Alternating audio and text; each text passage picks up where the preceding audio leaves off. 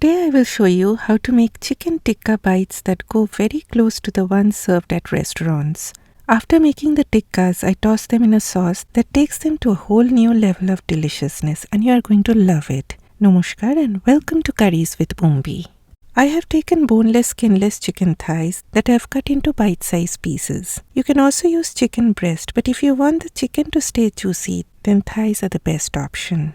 In it goes a teaspoon of ground cumin, that is jeera powder, 1 teaspoon of ground coriander, that is dhania powder, 2 teaspoons of sweet paprika for that color. If you do not have paprika, you can also use a heaped teaspoon of Kashmiri chili powder, a fourth of a teaspoon of ground black pepper, a teaspoon of garam masala powder, and 1 heaped teaspoon of store-bought tikka masala seasoning, or you can also use tandoori masala powder instead. Next, I used 3 tablespoons of thick Greek yogurt. You can also use regular plain unflavored yogurt, but in that case, put the yogurt in a strainer over a bowl and keep this in the refrigerator for a few hours so that the excess water from the yogurt drains off. All you need is thick yogurt. Then a tablespoon each of finely grated garlic and ginger, a teaspoon of fresh lemon or lime juice, a fourth of a cup of oil, half a teaspoon of salt, and about half a teaspoon of kasoori methi, that is dried fenugreek leaves. You can also use dried thyme or mint in place of kasoori methi. Not at all a substitute for kasoori methi, but they are great options to make this dish yummy as well. Now mix very well and allow it to marinate for at least an hour. Overnight will be best. If you plan on marinating more than an hour, then keep it in the refrigerator. But remember to take it out from the refrigerator at least an hour before cooking. My marination is done, and here comes the fun part. I burn a charcoal over my stove. As soon as it lights up, I switch off my gas, and that flame is enough to burn the coal. Please remember to open up your doors and windows when doing this, and switch on your range vent fan on full speed, or else your smoke alarm will turn on, and your kind neighbor may be calling the firefighters, and who wants that? Okay, once the flame dies down, place an aluminum foil or a small steel bowl on the chicken. Then using a pair of tongs, place the hot charcoal in the bowl. Drizzle a little oil over it and immediately cover the bowl for 15 minutes. This smoky drama, my friends, brings in all that smokiness to the chicken. You can barbecue the chicken, but I do not have a barbecue, so I follow this method. After 15 minutes, carefully remove the charcoal and place it in your sink. Do not throw this hot thing immediately in your trash bin. Let it cool down completely and then you can discard it. Now I use a broiler pan, but you can also use a sheet pan with cooling racks. I usually put a foil paper underneath to catch all those drippings and for easy cleanup later on. Oil the rack so that the chicken doesn't stick. Then place the chicken pieces one by one in a single layer. If you are making a large quantity, you have to cook them in batches. If you are using a barbecue grill, I would highly recommend not cutting the chicken into small pieces, but marinate the chunks of meat. Then after barbecuing, you can chop them into bite-sized pieces. Now this will go into a preheated oven and bake it for 375 degrees Fahrenheit if using convection fan, or 400 degrees Fahrenheit without fan for 35 minutes.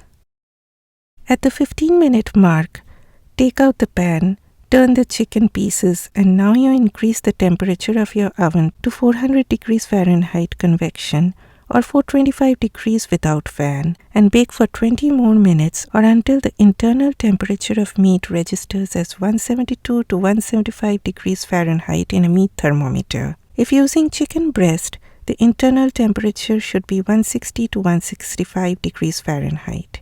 See how the chicken is breaking off when pierced with a fork? It has gone very tender. And remember, my friends, please do not discard these pan drippings because you do not want to lose all that flavor. Okay, next let's make the sauce. In a cup, add a tablespoon of soy sauce, 2 tablespoons of tomato ketchup, a teaspoon of paprika, or you can also use Kashmiri chili powder, a teaspoon of sugar, which is optional, and a third of a cup of water. Mix very well and your sauce is ready. Heat a pan with a tablespoon of oil and a tablespoon of butter.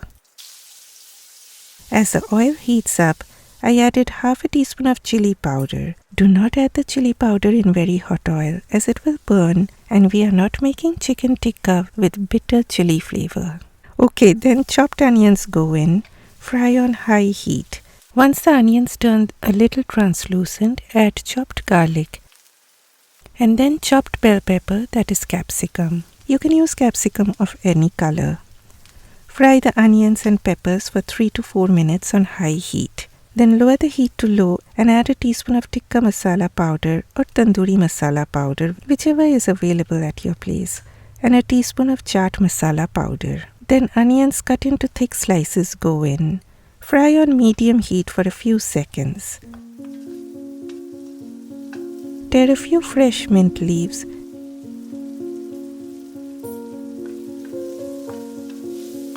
and then the sauce joins the party along with that precious pan dripping. I added the chicken pieces, few more sliced capsicum and a generous shower of cilantro, that is coriander leaves, or any fresh herb of your choice. Stir them on medium-high heat for 2 to 3 minutes. I also added some chopped green onions and just a splash of water. Not much, but just a little splash. Finally, a teaspoon of roasted cumin seed powder and a 1/4 of a teaspoon of salt. If you want to see how to make roasted cumin seed powder, please click the video link showing above on the screen. And this, my friends, is done.